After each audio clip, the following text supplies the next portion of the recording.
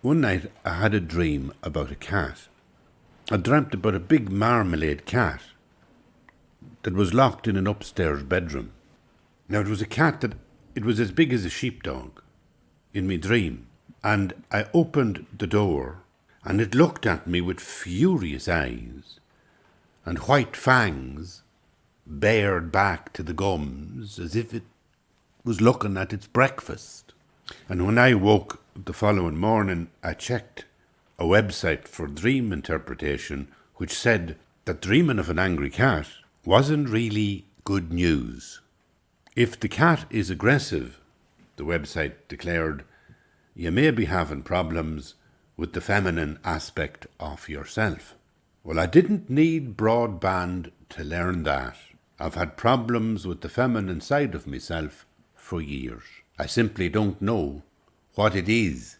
I think now, 14 or 15 years later, in my late 60s, I've come to terms with the mystery of who I am without defining it as either male or female, feminine or masculine. And to a large extent, I suppose I would be perceived as an owl fella, and I'm kind of happy with that.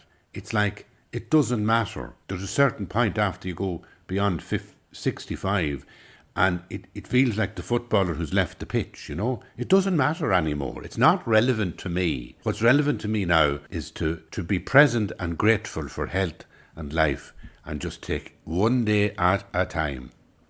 So I suppose I stopped looking for my feminine or masculine self a while ago. But in those days, when I was living in Mullingar, I searched for my feminine side everywhere. I quarried for it in Leitrim without much success, and when I was roaming the streets of Mullingar, I never found it. I used to hoover the stairs.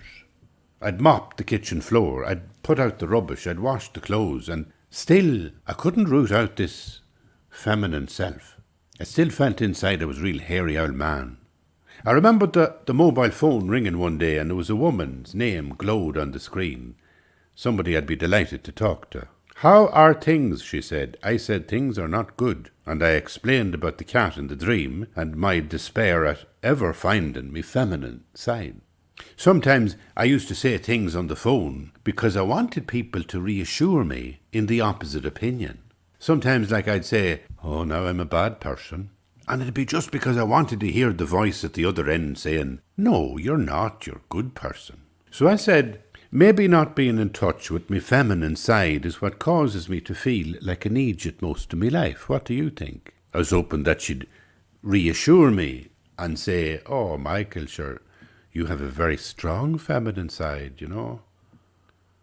But she didn't. There was a big long pause, a succulent pause. Well, she said, maybe there are issues you should be addressing. Yes? Feck you, I thought. I had an urge to hang up. I said, I need to go now. Go where? She wanted to know. Nowhere important. That was it. There was no consolation in that phone call. And I did have to hang up actually because the bin lorry was on the street. I could hear it. And I wasn't going to miss the bin yet again. I was certain it was Black Bin Day when they collected the domestic waste, because the previous week had been Blue Bin Day when the paper was collected. And I forgot about Blue Bin Day the previous week. And the week before that, I had missed Black Bin Day. So both bins were stuffed to the gills, up to the lids. But as I was parking the black bin at the front door, I noticed that there was a row of blue bins along the street at the other houses. So I rushed across to the gala shop, bought another tag, switched bins, stuck the blue tag on the blue bin, just as the lorry floated to a halt at the curb beside me.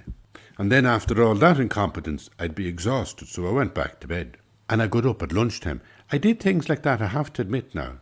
When I was in my late 40s, even into the early 50s, there was times where if I was up early in the morning and doing that sort of domestic stuff and having no feminine side and not having any ability to feel comfortable with the domestic issues that I was having to deal with, because at the time I was living on my own, doing all that stuff, I'd be so exhausted by about 9:30, I'd be going back to bed, and I'd stay in the bed until lunchtime. And at lunchtime I rose and I phoned Alina. Alina was good with cats. And being a woman, I thought she might know something about the feminine side. But she wasn't having a good day either. I asked her what was the matter, and she said, I'm fed up with the girls I work with. They spend all day looking at their watches. They are lazy. Or maybe they're having problems with their feminine side, I suggested. They are women, Alina pointed out. True, but then perhaps they're having problems with their masculine side, I suggested. Irish people are always unhappy, she said, except when they drink. I protested that even when drinking, Irish people remain unhappy. I knew a teacher once in Sligo. He'd spend late nights with me in Harrigan's pub in the mid-70s, drinking aimlessly. And one night I said to him, you're not a happy man. He had an elbow on the bar, a cigarette in his right hand, floating in the air between us. He was leaning towards me, tears welling up inside him. He said, I married an English woman. She was very jolly. I couldn't understand her. It made no sense. No sense at all, he said. Especially in the mornings, she'd be chuckling at the radio downstairs before I was even shaved. Alina smiled. She even said to me, you make me laugh. I had moments like that, I suppose, when I would make somebody laugh and I would feel I may not be in touch with my masculine side and I may not be in touch with my feminine side, but I am in touch with the clown. Like the masculine, for me, if you want to be stereotypical about it, you're talking all that football and bloke, camaraderie, lads in the bar. I could never get into it.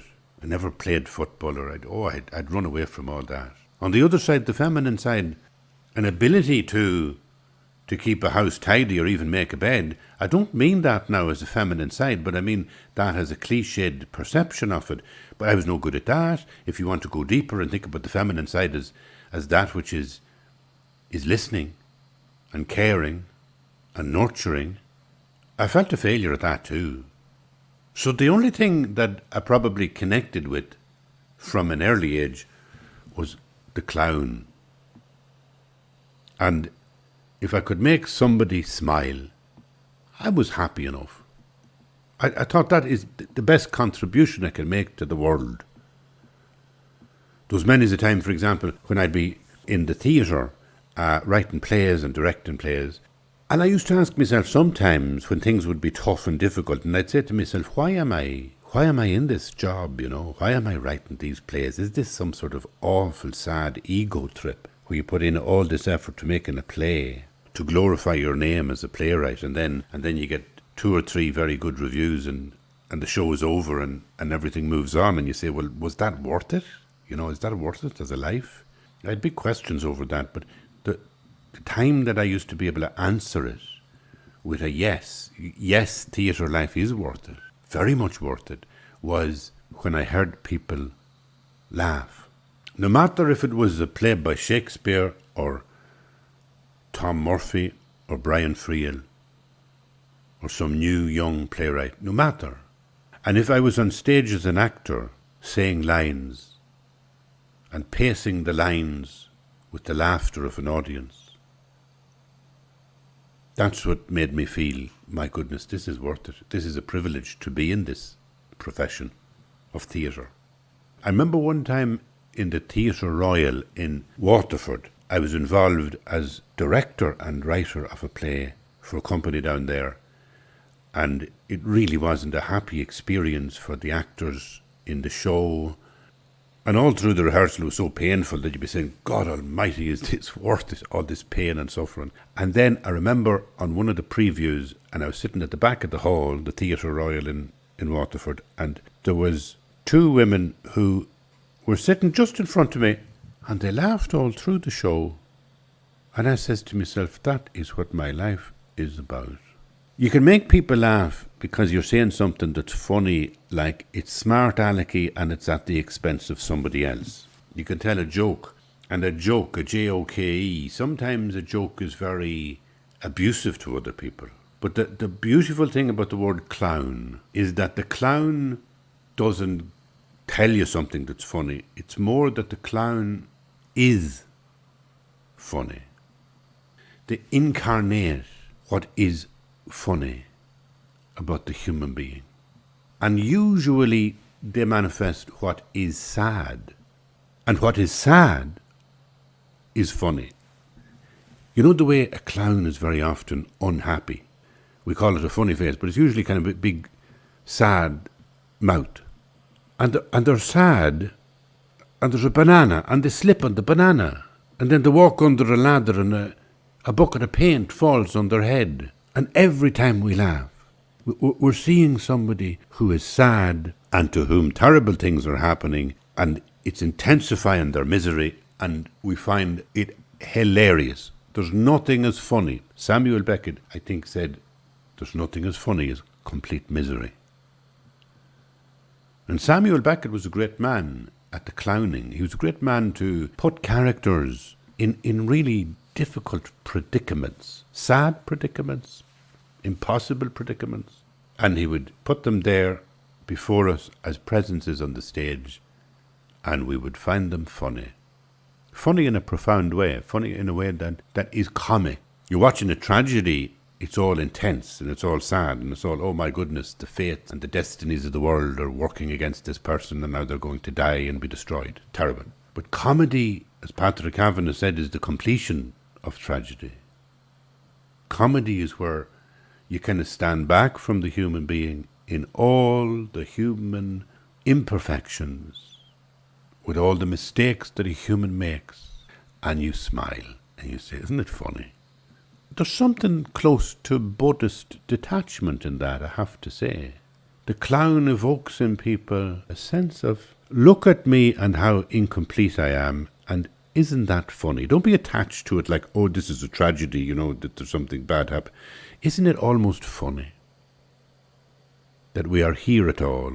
So I think that's what I was connecting with. As a child, all my life, the inner clown. And I think that is what brought me to obsess with religion when I was a teenager. Because it seemed to me that there was something in the spiritual path that was like clowning. Something, I know you'd, like there's a great phrase to have in the Orthodox Christian tradition, a fool of Christ, or Christ's fool. And these are people who are kind of crazy, but they're saints. God's love manifesting in the strange, crazy, let's say God's presence in the brokenness, the fracturedness of a human being's mind. There's one particular saint, Xenia. Don't know if I'm pronouncing it right, but it's Xenia, Xenia. Xenia of St. Petersburg. And she lived, I think, about the start of the 19th century, and she was devastated by her husband's death. And she obviously was so broken by grief that it affected her mind. So she used to dress up as the husband in his clothes. And she gave away all his money that she inherited, but she gave it all away to the poor, to the people of St. Petersburg who were poor. Something in her heart was so broken that she could feel the pain of others. Might have been her feminine side. Might have been the feminine side of God. But she ended up herself dressed up in his clothes, old rags eventually, wandering around the streets of St. Petersburg and homeless. You can really see her because we have people who are homeless. We have people in every city in the world that live like that, damaged mentally, wounded, and living just on the streets and nobody minded them. There she was. That's where she ended up. And she is, in the Orthodox tradition, a saint. She's recognized as that God was really especially speaking with her and through her to the world. Well, I think that's very beautiful. I've always seen this connection with clowns and the spiritual path. I do say, I know nothing. I know nothing. I have nothing to say. I have nothing intelligent to say in these podcasts. Nothing. I'm just sharing with you how little I know. I'm sharing with you just being here. I love the energy of laughter. Nothing releases me more than laughter. Nothing soothes me more than laughter. Now, I was talking about Alina, and I used to meet her an odd time for a coffee. And when she would say to me, she says, "You make me laugh. You make me laugh." And she would say that to me often. Well, I would feel I don't need a feminine side or a masculine side if I can make you laugh.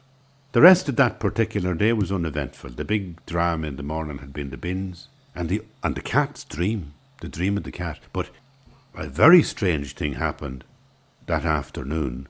There was an old Polish man in very poor clothes knocked on the door.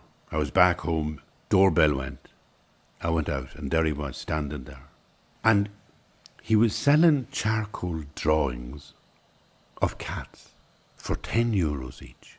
And he handed me a little photograph of a young girl. And I turned it over, and in block capitals on the back of the photograph there was scrawled that the little girl was sick. This was a picture of her. This was her daddy, and he was trying to raise money so that she could be cured. Well, I took one of the drawings of him, and he smiled at me, and I handed him the money. "I dreamt of this cat this morning," says I. He didn't understand enough English to make sense of what I was saying. "I had a dream last night about a cat," I said again. But he smiled, and then he laughed, and he said, "Thank you." And I went inside with me charcoal drawing of a cat, and I put it on the mantelpiece above the fire. And I sat looking at it all evening. And I thought, I'm some clown, but I feel okay about it.